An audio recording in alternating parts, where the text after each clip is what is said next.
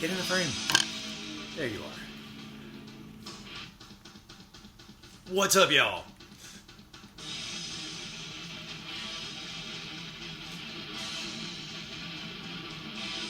I can tell that needs to be louder.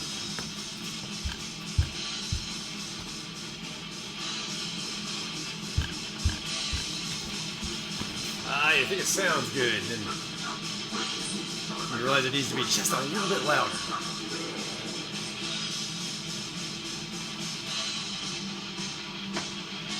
I love this album because it reminds me of Repulsion, Horrified so much. I understand Repulsion.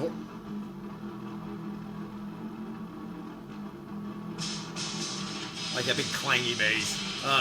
It's not a clang, it's just that real dark tone. Repulsion's bass sounded different. Sounded closer to the what real Will Romer from Mortician had. If I'm remembering that correctly. Oh, what is this? So glad you asked. This is a Necrophagia, 1986. Fuck, I can't remember anymore. Damn, Ready for Death. Ready for Death, yes. This is one of the most OG fucking metal albums around. This sumbitch got lost to time.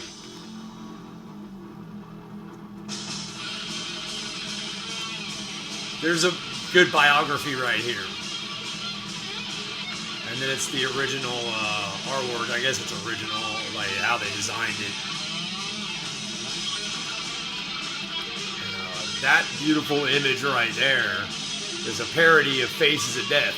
This came out in 1986. I forget when Faces of Death came out, but right about that same time. So they just saw that and made the artwork to resemble that one scene in Faces of Death. It's a horrible scene. It's a terrible scene.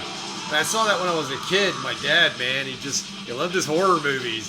And that was a trailer, the Faces of Death trailer, but it was a long trailer. It was like watching the damn movie. Woo! That shit fucked my little brain up. So, these guys were trying to capitalize on the Satanic Panic. And they were successful. Like, in 1986, there was a Satanic Panic, and they actually were like, yeah, we do satanic rituals at our shows, and like, we're actually violent, and like, I don't know. The thing says it. They oversold how crazy they were to where the albums were like banned or whatever. So I think one of the band members had a bunch of copies left over and hid them. And then they got discovered years later and somebody realized what they were. And they're like, oh, it's that. So they actually handed them out to people and stuff like that. And then it was lost after that. If you got a copy, you had a copy. If you didn't, you didn't. Somebody reprinted this, obviously. I guess it was Extreme Music over here. I guess those guys who reprinted that. But, hey, thanks, man. Getting that and then Relapse doing Repulsion, Horrified all them years ago. Like, man, that's some fun, wacky stuff that almost got lost to us. Almost never saw that again. That would have been a thing of legend. A thing of legend. But managed to score a copy for Armageddon. So if my place lives in that, bam. Got some of the craziest fucking death metal ever printed. Well, not as much as some people, but my little contribution to weird ass Western tonal music. Yeah, man. My contribution from history. For history, or whatever.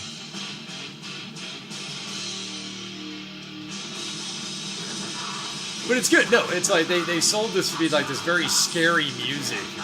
Very dark and, oh, it's going to get you oogie boogie. And you listen to it and you're like, it is dark and scary.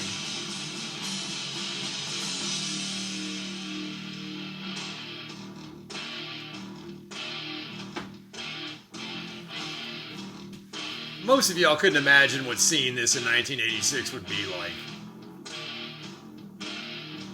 If you saw this in 1996, it wouldn't be as mind-blowing. But it would still be cool. It would be cool. It was mind-blowing in 86. By 96, it was cool. Like, people liked that. They wanted that. So you see how far we came in just 10 years.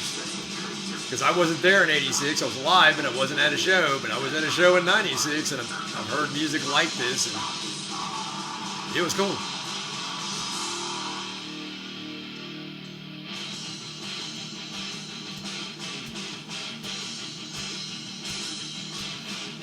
Yeah, it's got the beginnings of some headbanging music in there.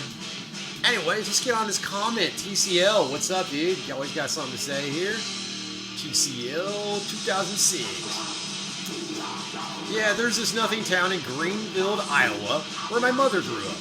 They got hit by an EF4 tornado last year in recent storms. Yep, I hear a lot of stories about that. But my mom always talked about how there were tunnels and shit underneath the town. And that there were some underneath downtown Des Moines. 100% there are. I know because Houston, Texas has tunnels underneath them. And I've been in those tunnels because my mom worked in one of those buildings for a little while. And I got to go walk around the tunnels. There's not just tunnels. There's like restaurants and offices, and there's stuff down there. There's stuff down there. To where there's like a whole world. Yeah, man, anyways. These underground bases are almost like modern-day catacombs. I mean, it makes sense. If you want stuff hidden or want to be hidden, just dig down and you found yourself a pocket dimension of sorts that's cut off from the rest of the civilization. TCL, you have an amazing way with words.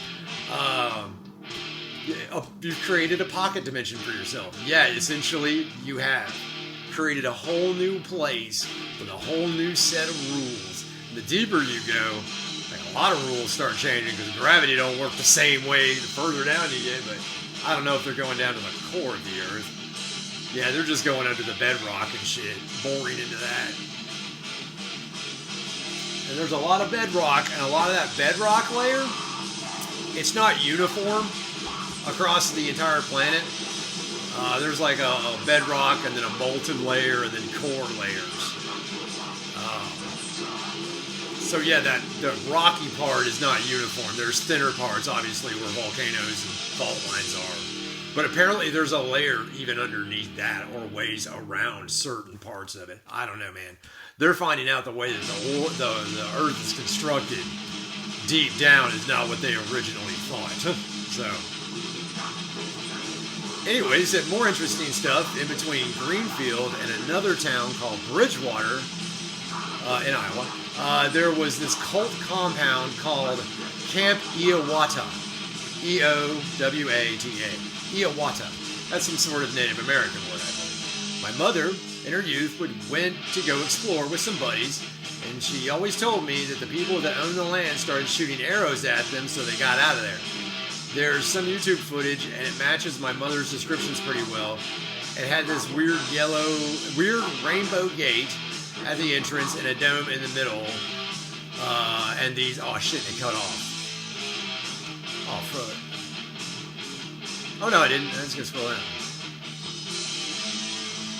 The rainbow gate at the entrance and a dome in the middle, and these weird concrete stalagmites.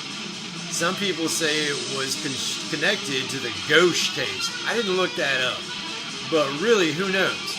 This guy that founded the cult, John Inch, E-N-C-H, Inch, wrote a book about it, actually. I'm somewhat curious to check it out, but it's like $90 for a paperback on Amazon. So maybe later when I have the income and not unemployed. Well, I'm not unemployed, and $90 for a book. $90 for a damn paperback. Yeah. You know, TCL, check Internet Archives, IA. Do a better search on your Google or whatever. Sometimes you can find books of that, or better yet, you can read sometimes people's book reports on it. People do academic dives on these books because they have to for their master's degree and shit. They make the best fucking book reviews. If you're like, man, I want that book. What's it about? Read one of these papers. They're like, that's what's in that book? Okay, I don't know if I need to read that now, so I can save my money or just not start digging into the book and worry about that. Just read a paper about it. So yeah, that's how I would look up this book you're talking about. Any book you want to read. I'll bring it up later. The Ghosh case. I don't know anything about the Ghosh case. Doesn't sound good. But yeah, a cult. TCL is talking about there being the remains of a cult. Like, the cult had left years ago, but the property was still there, and the people still remembered it, so they were going to go check it out to see what was down there, see what was going on. Man, they start thinking about Texas and all those camps that got washed away. Somebody was hiding evidence. Someone's hiding evidence, dude.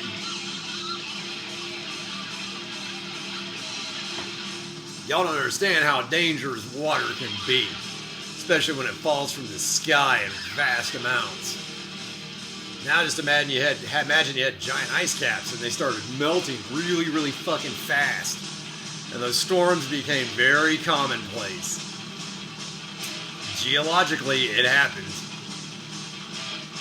The Great Flood. Geologically, they admit that happened. And there's no one from North America that can tell the tale because there's no one really from North America that survived it. The people that survived it were on the other side of the planet. In places, various places, but the North American continent got it on the fucking chin on that pass. As we're starting to realize that happens and it hits a different face of the earth each time.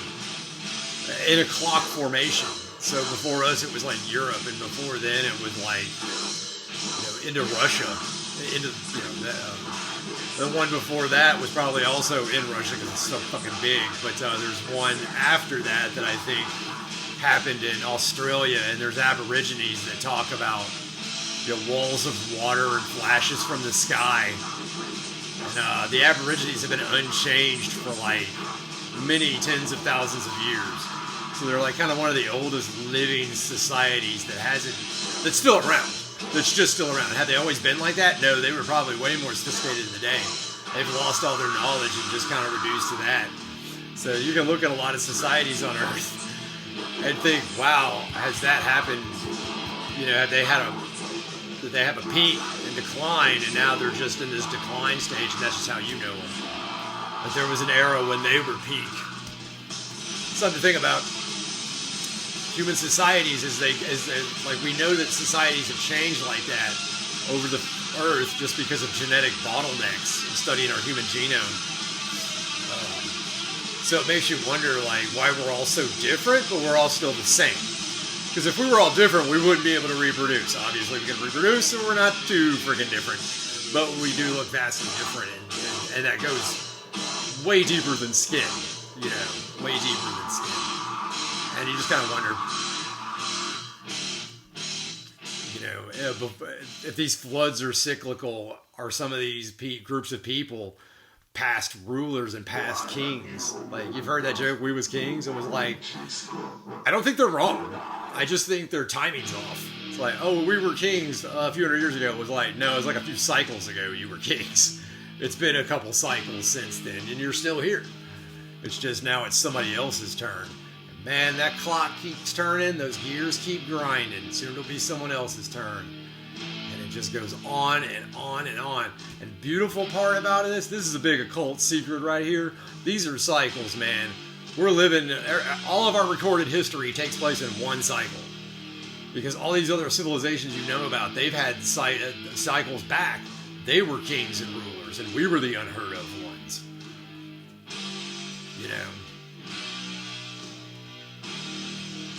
How it works. Life on this planet. And I don't think enough sociologists talk about this. Oh, anthropologists, that's what I'm thinking of. Well, anthropology, sociology, geography, geology, all these sciences need to work together. And they don't. It's weird that they don't. They talk about everything in their field, but they don't really try to talk too much about what was going on. Oh, here geologically, talk about botanically, what was going on at that same time. You have to go all the way to the School of Botany, and they'll have to work you down to the science and be like, oh, this science was here. I think there'd be more overlap in those two sciences to tell a clearer picture. I think we have good snapshots of our history. I think we have good snapshots of science, but I don't think these scientists and even historians, and definitely not colleges and universities, they're not doing very good at blending everything together to give you a clear, concise picture of reality. Like, there's what you know to be true, and then there's more to it than that. And there's always that more to it than that they're hiding from us. These are advancements in thought.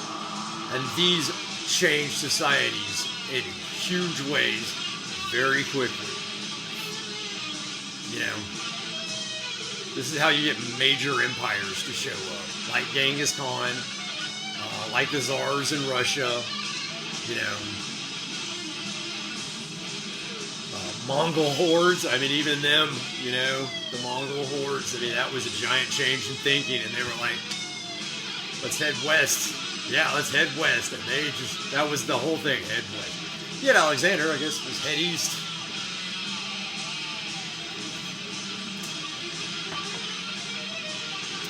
So TCL, yeah, man, talking about underground bases. Oh yeah, that's another one. You know, stuff's gonna start becoming like way more widely available to us soon. That's gonna be amazing.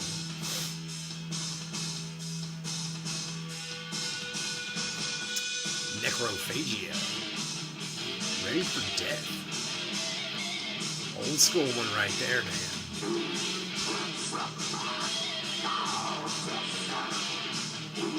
Big bird room. Oh yeah.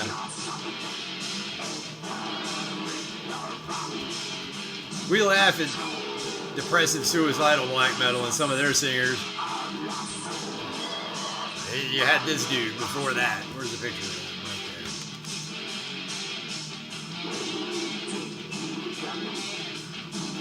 there. Yeah, that's them, man. So quadruple X. One, you're not an ANCAP. It's a show of intelligence to learn a bit politics first, because they're pretty sure you'd be rich if you were really an anarcho-capitalist. Ha ha.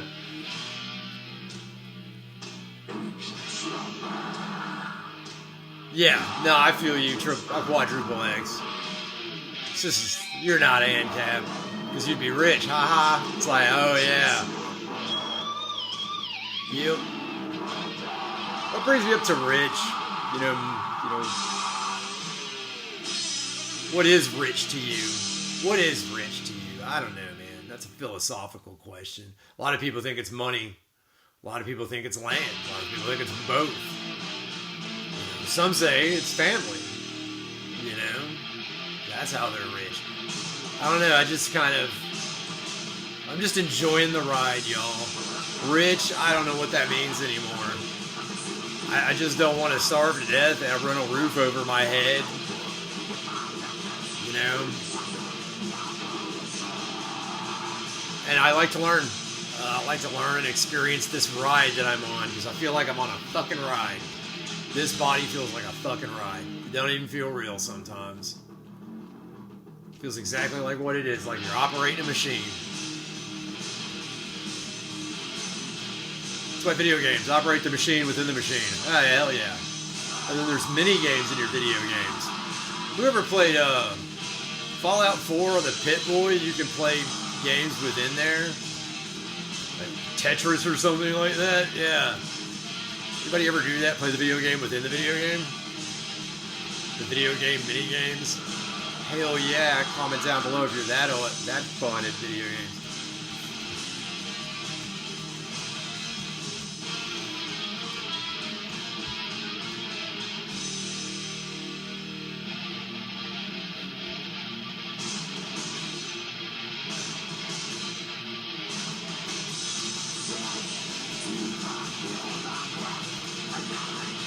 I think we'll just let Necrophagia play us out.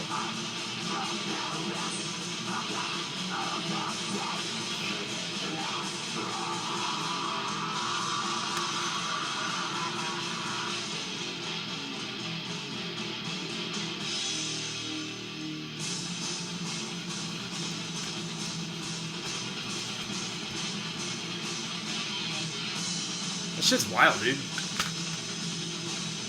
fucking love this.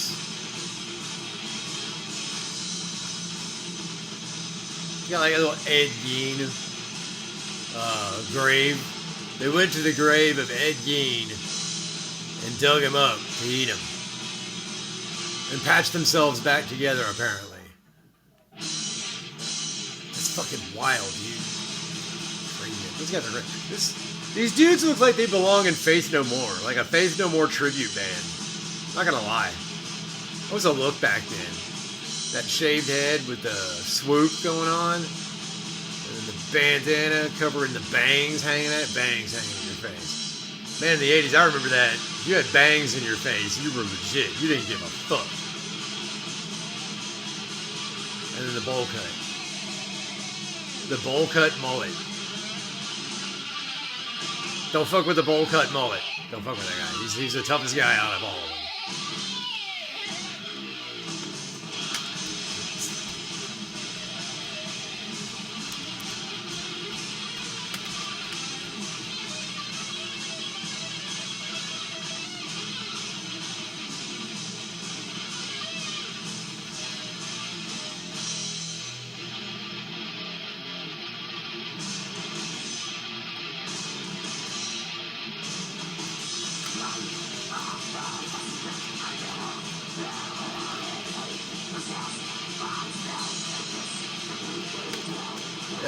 Total masterpiece right here for what it was, when it was, how fast they put it all together.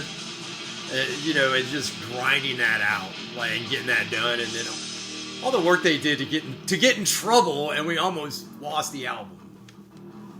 Like, how fucking silly. There we go.